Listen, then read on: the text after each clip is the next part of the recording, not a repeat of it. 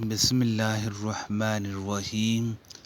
میں نے نبی کریم صلی اللہ علیہ وسلم سے سنا، آپ صلی اللہ علیہ وسلم نے عید کے دن خطبہ دیتے ہوئے فرمایا کہ پہلا کام جو ہم آج کے دن عید الاضحیٰ میں کرتے ہیں یہ ہے کہ پہلے ہم نماز پڑھیں، پھر واپس آ کر قربانی کریں۔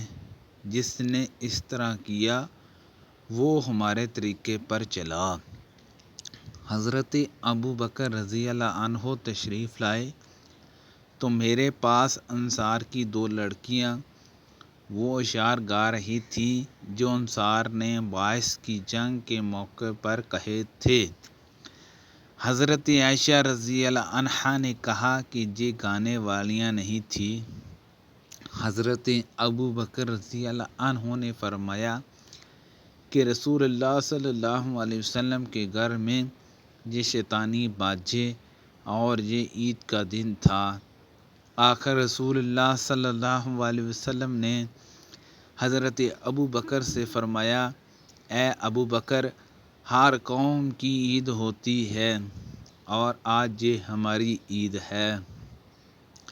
رسول کریم صلی اللہ علیہ وسلم عید الفطر کے دن نہ نکلتے جب تک کہ آپ صلی اللہ علیہ وسلم چند کھجوریں نہ کھا لیتے، اور مرجی بن رجا نے کہا کہ مجھ سے عبید اللہ بن ابی بکر نے بیان کیا، کہا کہ مجھ سے انس رضی اللہ عنہ نے نبی کریم صلی اللہ علیہ وسلم سے پھر یہی حدیث بیان کی کہ آپ تاک عدد کھجوریں کھاتے تھے۔ رسول اللہ صلی اللہ علیہ وسلم نے فرمایا کہ جو شخص نماز سے پہلے قربانی کر دے اسے دوبارہ کرنی چاہیے۔ اس پر ایک شخص ابو بردہ نے کھڑے ہو کر کہا کہ یہ ایسا دن ہے جس میں گوشت کی خواہش زیادہ ہوتی ہے، اور اس نے اپنے پڑوسیوں کی تنگی کا حال بیان کیا۔ نبی کریم صلی اللہ علیہ وسلم نے اس کو سچا سمجھا۔ اس شخص نے کہا کہ میرے پاس 1 سال کی پڑیا ہے جو گوشت کی 2 بکریوں سے بھی مجھ سے زیادہ پیاری ہے۔ نبی کریم صلی اللہ علیہ وسلم نے اس پر اسے اجازت دے دی کہ وہ وہی قربانی کرے۔ اب مجھے معلوم نہیں کہ یہ اجازت دوسروں کے لیے بھی ہے یا نہیں۔ نبی کریم صلی اللہ علیہ وسلم نے عید الاضحیٰ کی نماز کے بعد خطبہ دیتے ہوئے فرمایا کہ جس شخص نے ہماری نماز کی طرح نماز پڑھی اور ہماری قربانی کی طرح قربانی کی اس کی قربانی صحیح ہوگی، لیکن جو شخص نماز سے پہلے قربانی کرے وہ نماز سے پہلے ہی گوشت کھاتا ہے مگر وہ قربانی نہیں۔ برا کے ماموں ابو بردہ بن نیار یہ سن کر بولے کہ یا رسول اللہ صلی اللہ علیہ وسلم، میں نے اپنی بکری کی قربانی نماز سے پہلے کر دی۔ میں نے سوچا کہ یہ کھانے پینے کا دن ہے، میری بکری اگر گھر کا پہلا ذبح بنے تو بہت اچھا ہو۔ اس خیال سے میں نے بکری ذبح کر دی اور نماز سے پہلے ہی اس کا گوشت بھی کھا لیا۔ اس پر آپ نے فرمایا کہ پھر تمہاری بکری گوشت کی بکری ہوئی۔ ابو بردہ بن نیار نے عرض کیا کہ میرے پاس 1 سال کی پڑیا ہے اور وہ مجھے گوشت کی 2 بکریوں سے بھی عزیز ہے، کیا اس سے میری قربانی ہو جائے گی؟ آپ صلی اللہ علیہ وسلم نے فرمایا کہ ہاں، لیکن تمہارے بعد کسی کی قربانی اس عمر کے بچے سے کافی نہ ہوگی۔ نبی کریم صلی اللہ علیہ وسلم عید الفطر اور عید الاضحیٰ کے دن مدینے کے باہر عیدگاہ تشریف لے جاتے تو سب سے پہلے آپ نماز پڑھاتے۔ نماز سے فارغ ہو کر آپ صلی اللہ علیہ وسلم لوگوں کے سامنے کھڑے ہوتے۔ تمام لوگ اپنی صفوں میں بیٹھے رہتے۔ آپ صلی اللہ علیہ وسلم انہیں وعظ نصیحت فرماتے، اچھی باتوں کا حکم دیتے۔ اگر جہاد کے لیے کہیں لشکر بھیجنے کا ارادہ ہوتا تو اس کو الگ کرتے۔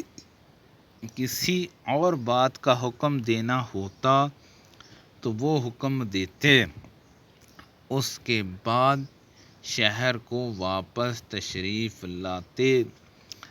ابو سعید خدری رضی اللہ عنہ نے بیان کیا کہ لوگ برابر اسی سنت پر قائم رہے، لیکن معاویہ کے زمانے میں مروان جو مدینے کا حاکم تھا، پھر میں اس کے ساتھ عید الفطر یا عید الاضحیٰ کی نماز کے لیے نکلا۔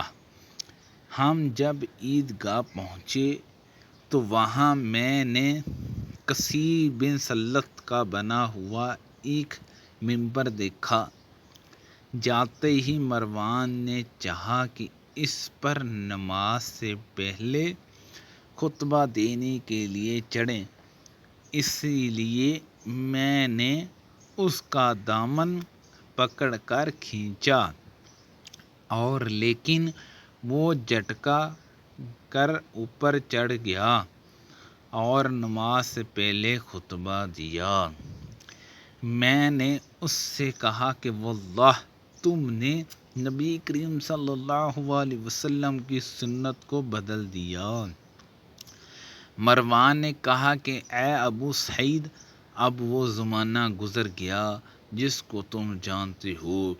ابو سعید نے کہا کہ باخدا میں جس زمانے کو جانتا ہوں اس زمانے سے بہتر ہے جو میں نہیں جانتا۔ مروان نے کہا کہ ہمارے دور میں لوگ نماز کے بعد نہیں بیٹھتے، اس لیے میں نے نماز سے پہلے خطبے کو کر دیا۔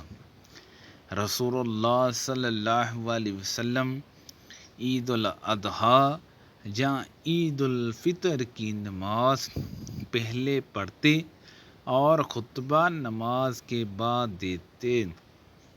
آپ کو میں نے یہ کہتے ہوئے سنا کہ نبی کریم صلی اللہ علیہ وسلم عید الفطر کے دن عیدگاہ تشریف لے گئے اور پہلے نماز پڑھی، پھر خطبہ سنایا۔ ابن عباس رضی اللہ عنہما نے ابن زبیر رضی اللہ عنہما کے پاس ایک شخص کو اس زمانے میں بھیجا جب شروع ان کی خلافت کا زمانہ تھا۔ آپ نے کہلایا کہ عید الفطر کی نماز کے لیے اذان نہیں دی جاتی تھی اور خطبہ نماز کے بعد ہوتا تھا۔ عید الفطر یا عید الاضحیٰ کی نماز کے لیے نبی کریم صلی اللہ علیہ وسلم اور خلفائے راشدین کے عہد میں اذان نہیں دی جاتی تھی۔